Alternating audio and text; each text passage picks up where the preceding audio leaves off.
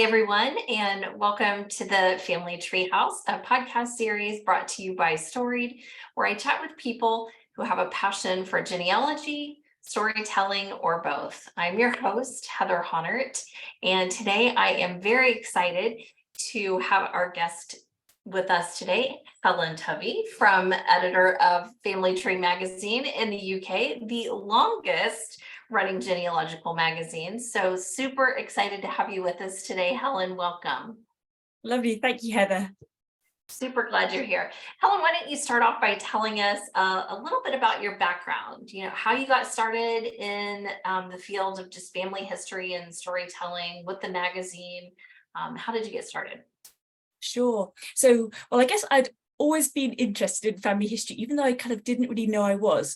So as a little child, I used to ask my great-grandmother about what it was like to be a child, because I was just fascinated by the fact that she was born in 1895.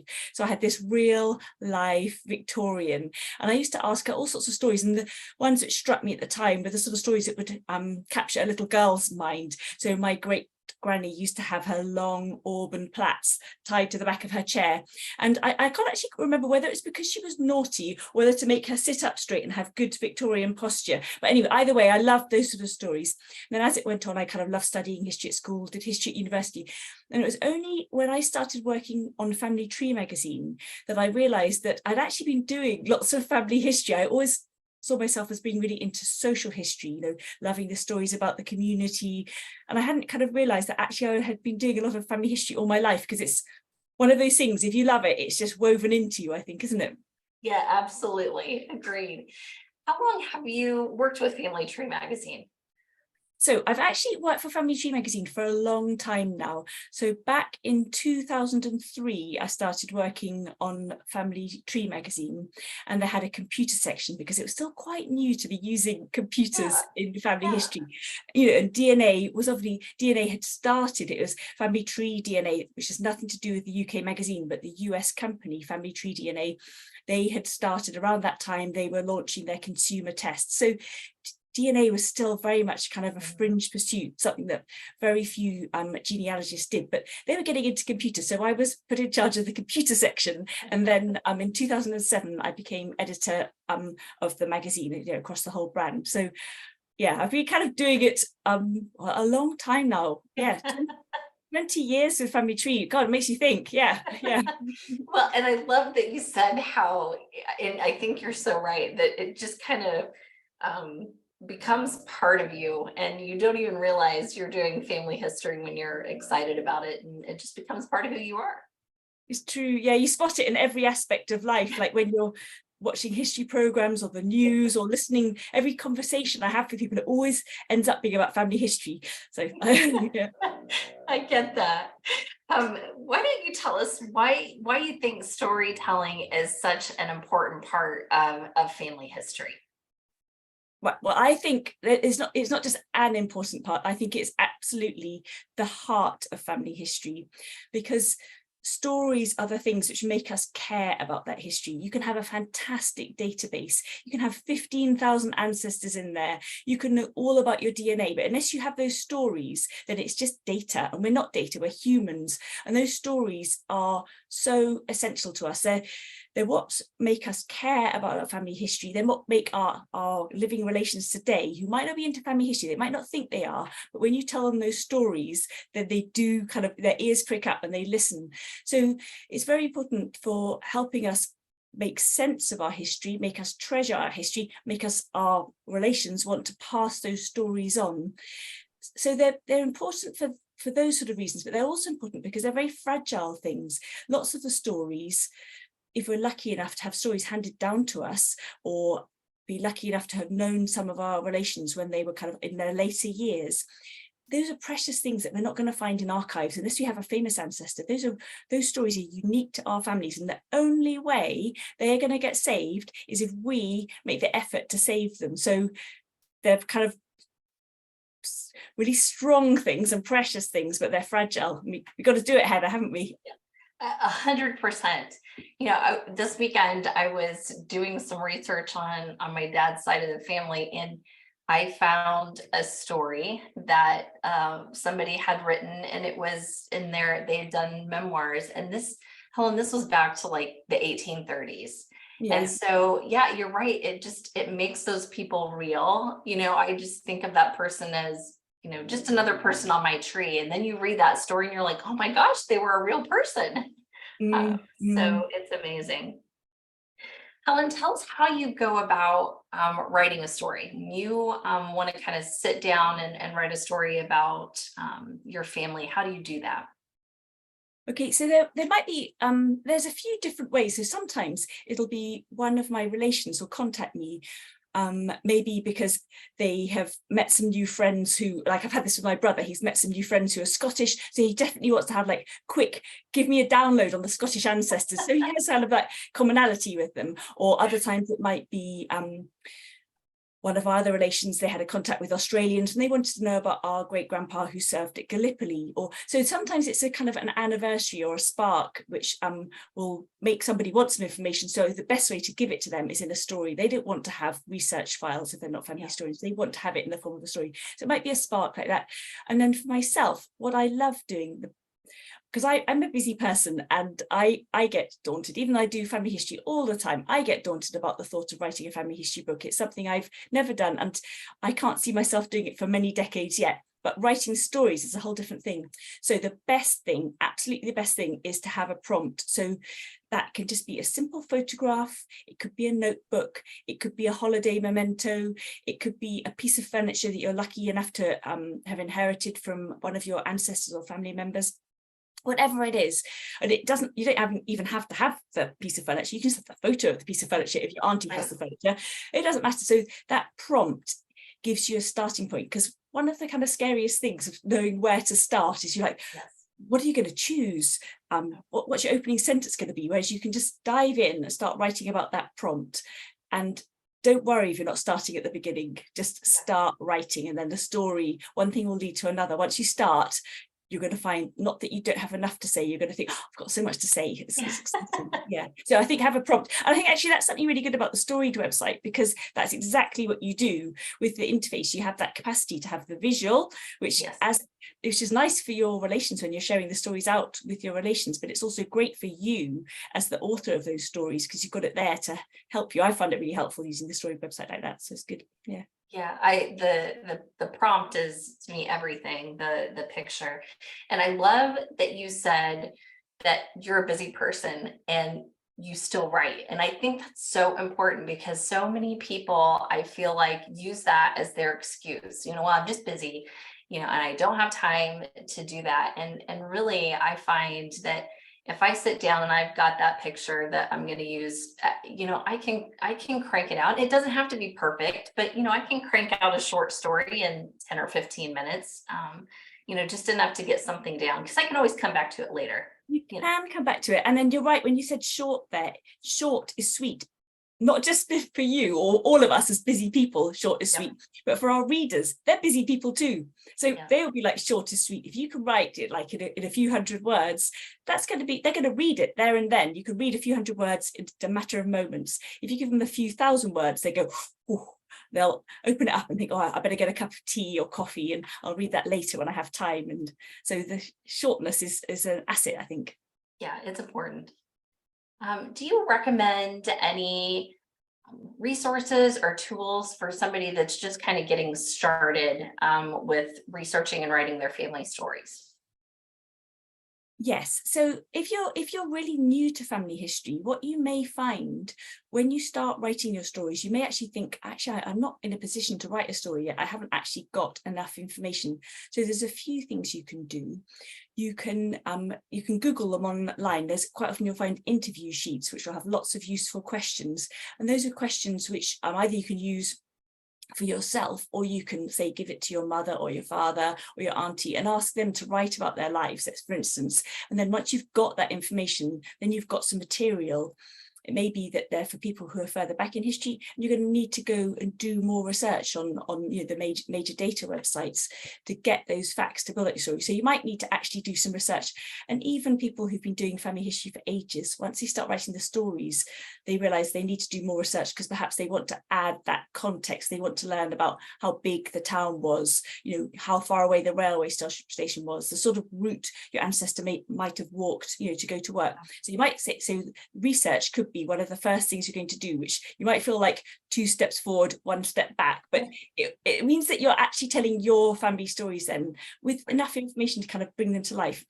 Then there are some other people, well, I mainly know about UK ones, but there are some people who are really excellent family history storytellers. And so I love family history in general, but there's some people who make it their specialism. And people who would be good are things like Natalie Pithers, and she has a great club called the Curious Descendants Club, and they are all about storytelling. And then Jill Blanchard, she runs really in-depth storytelling courses. Janet Few is a genealogist and a storyteller in her own right, and she's written a few novels really inspired by family history, and she runs groups and courses. If you want to get somebody to help you, there's a guy called Mike Sharp, for instance. There are a few of them, but Mike Sharp, he will help you write your story and kind of take it on board a bit more, I guess, a bit like a ghostwriter. If you want resources, like I was saying about those interview sheets, then there's a lady, and she is not in the UK, but she's great. So we're all global, it doesn't matter, does it? So she's called Prudence Dwyer, and she's the creative family historian, and she has amazing resources. And you can just go to her website, and when you sign up, she'll very generously send you some resources just right from starting up. And then you can gradually dig deeper into all the things that she provides to help you write your story. And I think she's even teaching people how to use AI now in her stories. So yeah, I saw that recently. Yeah. I haven't scoped it out yet, but yeah, I saw that. I think having people and examples that other people have done I think that's key, so that people can feel comfortable and know that there are other people out there doing it and getting great ideas from them.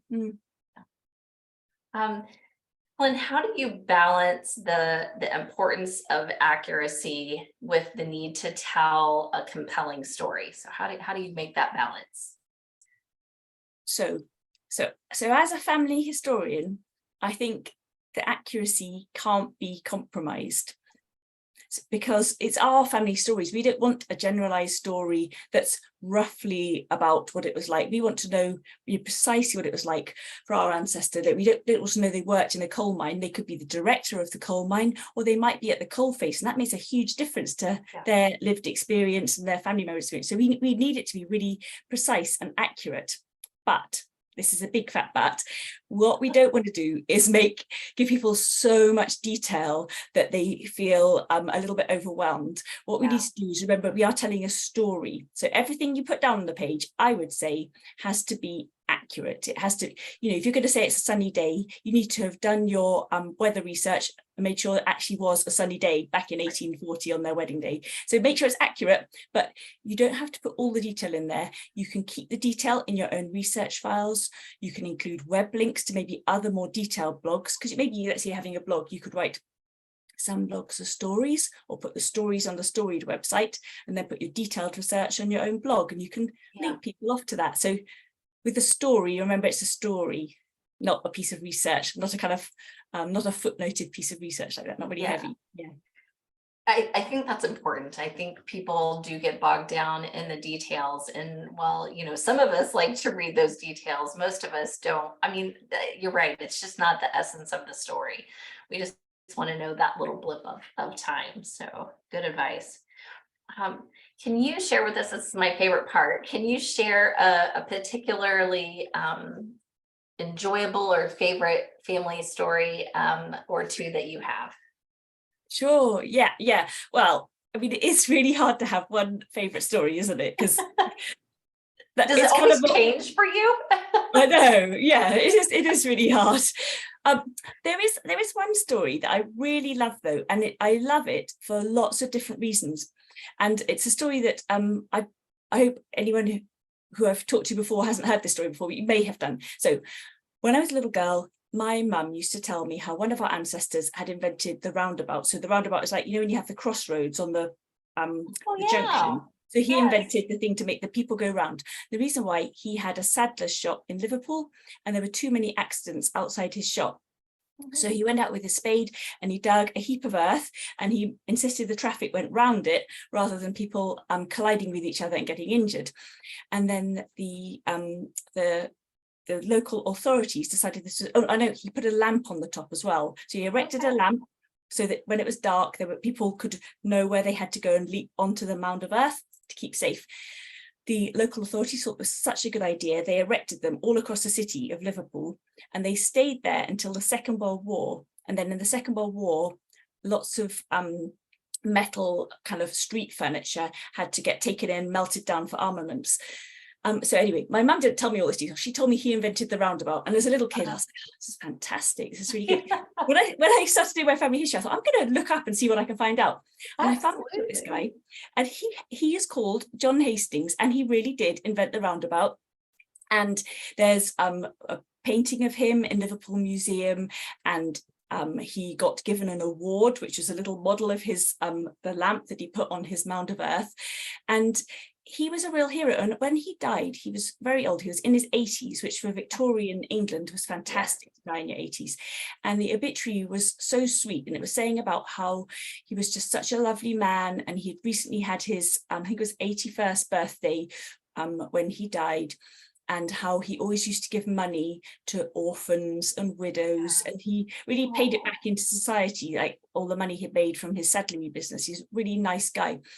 And then I looked into his life further, and he had actually been an orphan himself. So what I love is that what a great guy, that even though he had like a really difficult start in his own life, he just worked and was really positive to the other people in his life. So I love that aspect of it, because that's why some of the stories are good, aren't they, in our families? That's incredible. They're great teaching aids, aren't they? They remind us to not complain and to work hard and all those good things. But then what I also love about this story is that, so he was born in 1801, and when I was born in the 1970s. So when my mum was telling me this was 170 years after he was born, getting on for a century since he died, and the story had been handed down. No one had written it down, and they just handed it down, and it was still true, and it was treasured generation after generation. People felt proud of him. So I love it that each generation have bothered to pass it on to the next people. And of course, I definitely have told my kids that story so many times to make sure it gets passed on as well. Yeah, that incredible story. Like, that one brought tears to my eyes. That was a great cute, story. Isn't it? I would just, there's other questions when people say, if you could go back in time, who would you like to meet? Well, I mean, he would be right there on my list, definitely. Yes. I love that. I think that all the time. I think I'm always thinking, who would I like to meet and what would I ask them? And that's great. Love that. Well, as we finish up here today, Helen, do you have any tips or tricks or pieces of advice or wisdom you would like to leave with our audience? I would say that today, before you go to bed, I would really recommend, and it doesn't matter whether you choose a Word document, whether you choose a paper notebook, whether you head over to the Storied website and set yourself up there with a free account, but I would say just write a story, just make a start, and don't think what's the most important story, and don't worry if you're telling a story about your mum's side and you feel you have to do it for your dad's side too to make it all equal. Just start somewhere, okay? And once you've done one, I bet you'll feel encouraged. I bet you'll be really proud of yourself and think, God, that wasn't as bad as I thought. I really can do this. So yeah, I would say make a start today, and you definitely won't regret it. I think about how I say this, and we are all busy, but I think how easy would it be to just, even if you told a story a week, one story, you would have 52 stories by the end of a year. I just, I think that's powerful to be able to hear those kinds of things. So I agree. I think once people get started, you just need to get the ball rolling, and then they're just going to start flowing. So great advice. Well, Helen, thank you so much for your expertise and passion and sharing time with us today. I'm honored that I got to spend time with you. I really appreciate it. No, well, thank you for asking me. It's always just great to talk about family history. So yeah, always a pleasure. It is. Thank you for being with us. And until next time, friends, embrace the power of your family's untold tales and embark on a journey of discovery. Let the ink flow and the words dance as you weave together the threads of your ancestors' lives. Start writing your family stories today and let their voices echo through the generations to come at storied.com. And that brings us to the end of this episode of the Family Treehouse, where we celebrate the power of storytelling and preserving our family legacies. Storied is more than just a platform for sharing stories. Dive into those historical records and newspapers, discovering the hidden gems that bring your ancestors to life. Add branches to your family tree, connecting the dots between generations. Thank you for joining us on this storytelling journey. Your stories matter, and through Storied, they have the power to resonate across time and touch the hearts of generations to come. Keep uncovering your family's history and keep the spirit of storytelling alive with Storied.